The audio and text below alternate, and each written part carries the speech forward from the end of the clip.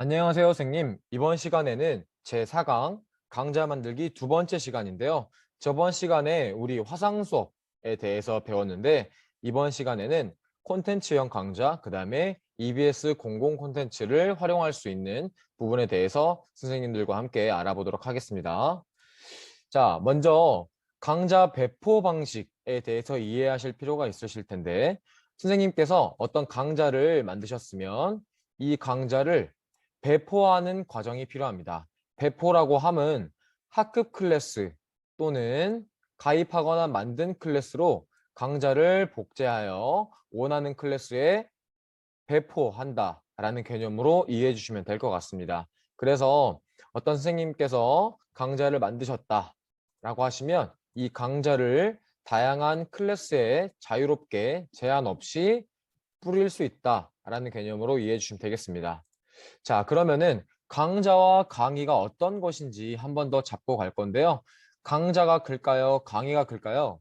네, 맞습니다. 바로 그림과 같이 강좌라는 큰 박스 안에 강의라는 각각의 콘텐츠들이 들어간다라는 부분으로 이해해 주시면 되겠습니다. 그래서 강좌 안에 강의가 들어간다로 이해해 주시면 되겠습니다. 자, 그럼 다음과 같이 예시를 보여드렸는데요. 강좌 속에 강의가 여러 개로 구성되어서 배포된 것을 보실 수가 있으십니다. 자, 여기 보시면 2학년 과학 B 2차 시라는 강좌 안에 4개의 강의가 속해 있음을 볼 수가 있으십니다. 자, 이런 식으로 강좌 안에 강의가 각각 들어가 있다라는 개념으로 이해해 주시면 되겠습니다. 자, 넘어가서요. 자, 그러면은 저희가 실제 수업을 만드는 과정에 대해서 알아볼 건데요. 수업 만드는 과정은 왼쪽에 보시는 내 강좌 관리라는 메뉴를 클릭을 하신 다음에 세 가지의 메뉴를 선택하실 수가 있으세요. 첫 번째 화상 수업, 두 번째 신규 강좌 만들기, 세 번째 EBS 강좌 공공 콘텐츠 활용이라는 부분인데요. 저희는 오늘 2번과 3번에 대해서 함께 알아보도록 하겠습니다. 자, 첫 번째 신규 강좌 만들기를 눌러보시면 다음과 같은 세 가지의 단계로 나뉘어져 있는데요. 첫 번째 강좌 정보, 두 번째 강의 구성, 세 번째 배포 설정이라는 부분으로 나뉘어져 있습니다. 첫 번째 1단계 강좌 정보에 대한 부분인데 선생님께서 여기 강좌명을 입력을 하시면 여기에 따라서 콘텐츠 분류 등등 소개를 써주시면 되겠습니다. 이때 선생님들 강좌명 같은 경우에는 예시를 제가 써놨는데 역사 수업의 경우 역사 2학년 5월 3주 1차시 강의라고 해놨는데요. 아, 지금은 하나의 강좌를 하나의 차시로 구성을 했네요. 네, 맞습니다. 그래서 하나의 강좌를 학생이 들을 경우에는 그 안에 있는 강의들을 모두 다 수강을 해야 한다라는 개념으로 이해해 주시면 되겠습니다. 자, 그럼 구체적으로 실제 두 번째 단계인 강의 구성은 어떻게 되는지 다음 버튼을 눌러서 한번 넘어가 보도록 할게요. 자, 강의 구성으로 들어와 보시면 강의 개수를 추가한 다음에 다음과 같이 다양한 형태의 강의 유형을 선택하실 수가 있으십니다. 자, 강의명은 선생님께서 자유롭게 구성을 해주시고 강의 소개글도 간략하게 쓰신 다음에 상태는 노출, 비노출이 보이는데 노출로 해야 학생이 볼 수 있고요. 잠시 이 강좌 안에 강의를 안 보이게 하고 싶다라고 하시면 비노출로 누르셔서 잠깐 안 보이게끔 할 수가 있습니다. 언제든 노출, 비노출로 설정하실 수가 있으시고요. 네 번째, 강의 유형에 대한 부분인데요. 동영상형부터 문서형, 이미지형, 텍스트형, 토론형, 그 다음에 마지막 과제형까지 6가지 중에 하나를 선택하셔서 강의를 만드실 수가 있으십니다. 자, 그러면 구체적으로 각각의 특성들은 어떻게 되는지 볼게요. 자, 다음과 같이 동영상형부터 보시면 동영상형은 내 영상, 유튜브 영상, 그 다음에 여러 가지 영상들을 모두 다 첨부해서 학생들이 보도록 할 수 있고요. 문서형 같은 경우에는 링크 및 수식 입력 그리고 파일 업로드 같은 부분이 있습니다. 이 파일 업로드 부분은 학생들에게 어떤 활동지나 그 다음에 학생들이 참고할 만한 자료들을 이렇게 업로드가 할 수 있고요. 이미지형은 PPT나 사진 자료 등등을 업로드하실 수가 있고요. 텍스트형은 파일 업로드를 제외한 여러 가지 링크나 수식 입력이 가능하고, 토론형 같은 경우에는 찬반 토론, 그 다음에 자유 토론이 가능하며, 마지막 과제형 같은 경우에는 학생들이 파일을 업로드할 수 있습니다. 아, 그러면 이건 이렇게 활용할 수가 있겠네요. 학생들에게 어떤 과제를 부여하신 다음에 이 과제를 사진 찍어서 올려라, 혹은 어떤 파일을 작성해서 올려라 라는 부분으로 과제형은 활용하실 수가 있으십니다. 저 같은 경우에는 동영상형과 문서형, 그다음에 이미지형, 그다음에 과제형을 주로 많이 사용하고 있습니다. 이 부분은 선생님께서 자유롭게 취사 선택하셔서 강의를 활용하실 수가 있고요. 동영상형부터 구체적으로 어떻게 만드는지 보도록 할게요. 자, 왼쪽에 보시면 실제 동영상형을 체크를 하신 다음에 오른쪽에 보이는 화면이 바로 학생들이 실제 보게 되는 강의 화면이 되겠습니다. 바로 영상을 수강하도록 화면이 나와 있고요. 자, 두 번째로 넘어가서요. 두 번째는 문서형입니다. 문서형 같은 경우에는 링크나 수식 입력, 그리고 파일 업로드까지 모두 다 가능하다고 말씀을 드렸는데요. 이런 식으로 글자를 작성한 다음에 실제 여기 문서 추가라는 버튼을 눌러서 할 수 있고요. URL을 첨부해서 학생들이 보도록 할 수 있습니다. 자, 다 오른쪽과 같이 실제로 학생들이 보게 되는 화면이 다음과 같이 나와 있고요. 여기 밑에 파일 첨부가 되어 있는 것도 보실 수가 있으십니다. 세 번째는 이미지형인데요. 이미지는 어떤 사진들이나 선생님이 준비하신 PPT 화면 등등을 여기다가 업로드를 사진 형태로 올리실 수가 있습니다. 여기까지가 이미지형에 대한 부분이었고요. 그 다음 네 번째 텍스트형인데요. 이 텍스트는 선생님께서 어떤 링크나 그 다음에 간단한 수식까지는 입력을 가능하시고 파일 업로드는 안 된다. 파일 업로드를 하시려면 문서형을 체크하시면 되겠다라는 부분으로 이해해 주시면 되겠습니다. 자, 그 다음 다섯 번째는 자유토론 또는 찬반 토론을 할 수 있는 토론형 강좌인데요. 다음과 같이 화면이 나와 있음을 볼 수가 있고요.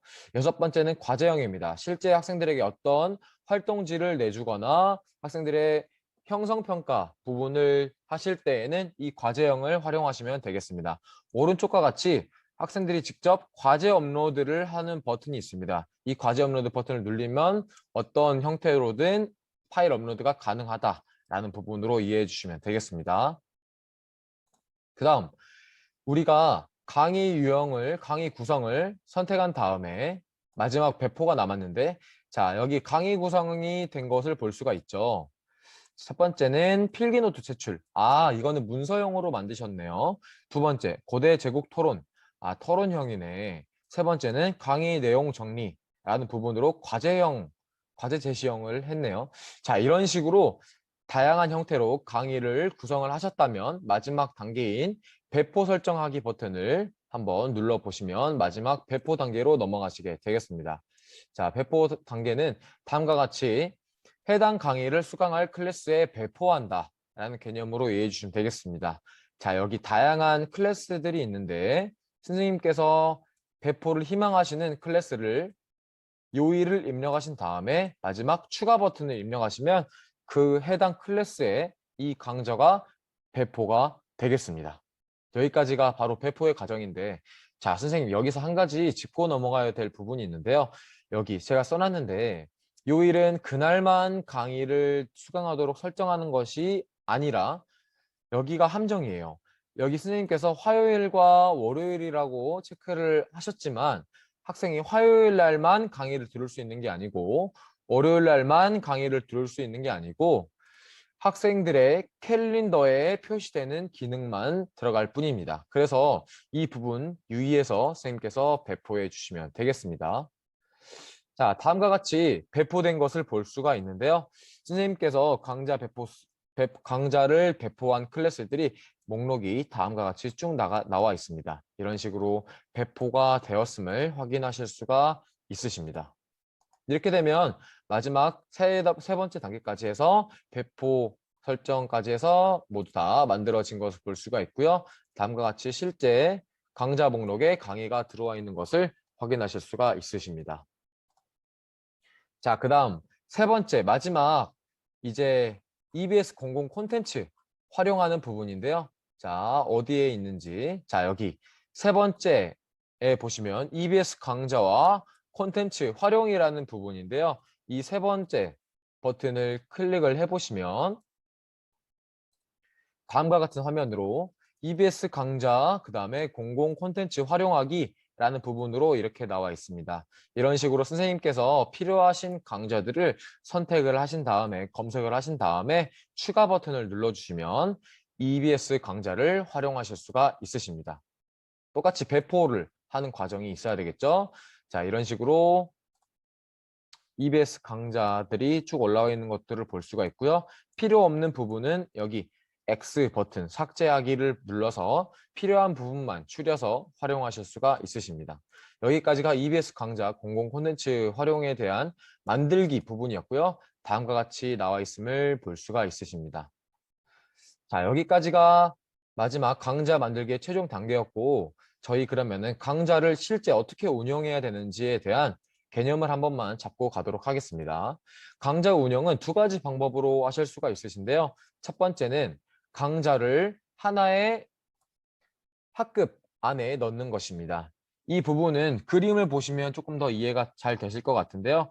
강좌라는 큰 박스 안에 각각의 차시를 하나의 강의로 만드는 거예요. 그러니까 강의를 하나를 만들면 그거를 하나만 듣는 것은 각각의 강의를 하나의 차시로 인정한다 라는 부분으로 이해해 주시면 되겠습니다. 자, 반면에 오른쪽에 보시면 강좌를 그냥 하나의 차시로 구성하는 방법입니다.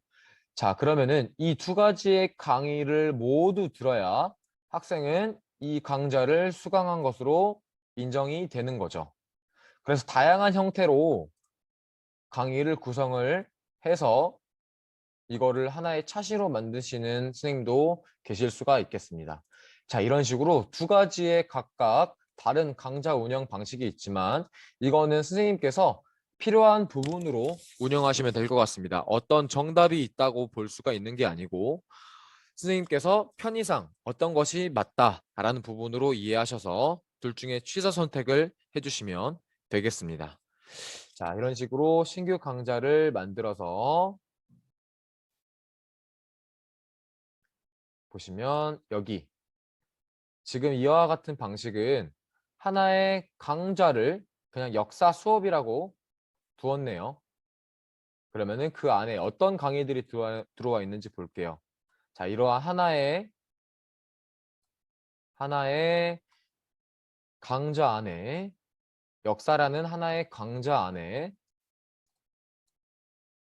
각각의 강의들을 하나의 차시로 구성을 했네요. 여기 다시 여기 각각의 강의들을 하나의 차시로 구성을 해서 학생들은 1차시 때 이거 하나만 들으면 되겠죠. 이런 식으로 강좌 안에 하나의 강의를 하나의 차시로 구성하는 방법이 다음과 같이 나와 있다고 할 수 있습니다. 자, 그래서 강좌의 하나의 차시로 구성하는 방법은 이렇게 강좌 목록에 누적으로 계속 쌓이게 되고 강좌 속의 강의는 하나의 차시기 때문에 강좌 목록이 딱 하나만 보이게 된다라는 부분으로 이해해 주시면 되겠습니다. 자, 오늘 여기까지가 강좌 만들기에 대한 부분이었고요. 실제 선생님들께서 직접 만져보시면서 어떻게 강좌를 구성을 해야겠다라는 부분으로 생각을 해주시면 되겠습니다. 자, 오늘은 여기까지 알아보도록 하겠습니다.